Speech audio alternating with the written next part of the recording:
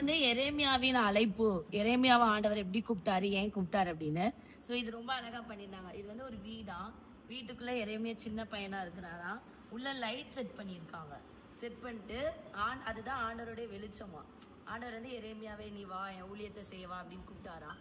So அதனால இங்க வந்து ஜீசஸ்க்கு அவங்க வீட்டுக்கு ஒரு பொம்மை எடுத்து ரெட் கலர் ஷால்லாம் போட்டு அதுல வசனம் எழுதிட்டாங்க. நான் வந்து உன்னை தெரிந்து கொண்டேன், நீ என்னோட ஊழியத்தை செய்ய வருவியா அப்படின்னு சொல்லிட்டு. ஸோ வீட்டில் இருக்கிற திங்ஸை வச்சு ரொம்ப அழகாக இது எரேமியான்னு மேடம் லைட்டுக்கு வந்து அதான் ஏசப்போடைய வார்த்தை அப்படின்னு சொல்லிட்டு உள்ள இருந்து குட்டி பையனா இருக்கும்போது ஏசப்பா பேசுறாராம். ஓ, லைட்டுக்கு வந்து அவங்க வேற எதுவுமே பண்ணல, ஆக்சுவலி உள்ள பண்ணியிருந்தாங்க. இப்போ நாங்கள் வீடியோ எடுக்கும் போதுல அது இல்லாமல் போயிடுச்சு. அதனால இப்போ அவங்களோட ஐடியா மேலே செல்ஃபோன் லைட் இப்படி வச்சுக்கிட்டாங்க. வச்சுட்டு கீழே வந்து லைட் மூலமா ஜீசஸ் பேசுறாங்க.